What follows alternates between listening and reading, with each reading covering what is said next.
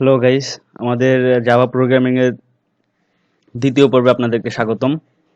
আজকে আমরা দেখব কিভাবে জাভা প্রোগ্রামিং এর প্রথম প্রোগ্রাম লিখতে হয় বা কিভাবে কোডিং করতে হয়।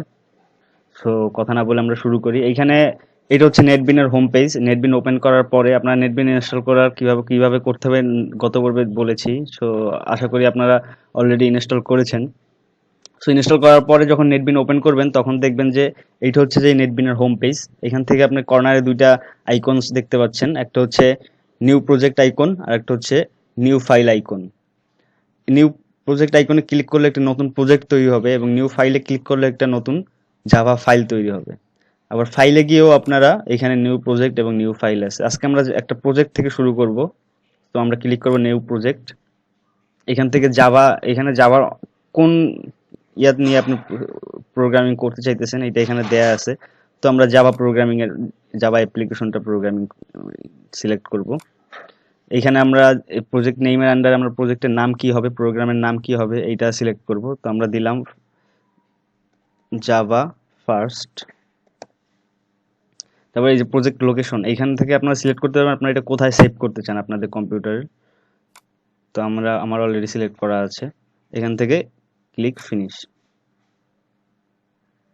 এই যে এখন আমরা দেখতে পাচ্ছি আমাদের স্ক্রিনে যাওয়ার যে অটোমেটিক রাইট করা থাকে যে কোডটুকু, এটা অলরেডি চলে আসছে। একটা প্রজেক্টই একমাত্র আপনি এগুলো পাবেন, নিউ ফাইলে আপনি এইভাবে হয়তো বা দেখবেন না।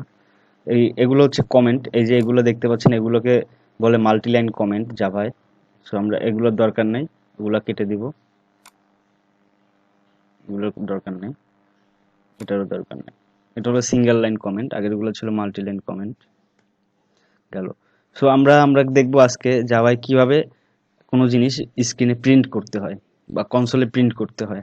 যদি আপনারা আগে প্রোগ্রামিং এর সাথে পরিচিত থাকেন, সি বা সি প্লাস প্লাস, আপনারা দেখছেন যে কিভাবে প্রিন্ট এফ এর ভিতরে বা সি আউট এর ভিতরে লিখতে হয়, তারপর ওইটা কনসোলে শো করে। কিন্তু জাভার ক্ষেত্রে বিষয়টা একটু অন্যরকম। তো আমরা দেখি কিরকম। আপনার এখানে লিখতে হবে system dot out dot print LN. Then এটার ভিতরে আপনাকে লিখতে হবে আপনি কি শো করতে চান বা কি প্রিন্ট করতে চান। আমরা লিখব যেটা লেখে সবাই স্ট্যান্ডার্ড ওয়ে, হ্যালো ওয়ার্ল্ড লিখলাম। দেন এখানে যে নেটবিনসের বাটনটা আছে এটা হচ্ছে রান বাটন। আবার এখানে নেটবিনসের স্ক্রিনের উপর ক্লিক করে রাইট ক্লিক করে এখানেও রান করা যায়, রান ফাইল বা শিফট+6 চাপলেও রান হবে। সো আমরা রান করলাম।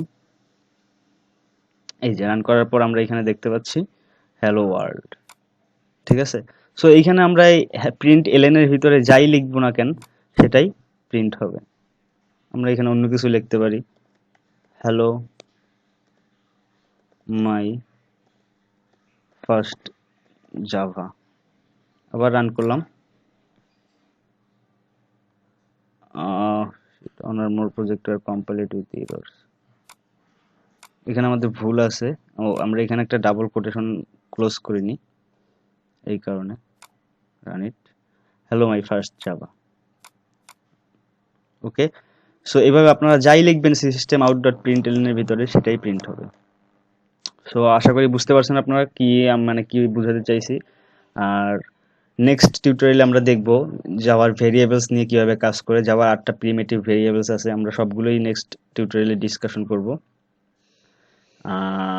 ধন্যবাদ আমাদের ভিডিও দেখার জন্য এবং পরবর্তী ভিডিও দেখার জন্য আপনাদেরকে স্বাগতম। ধন্যবাদ।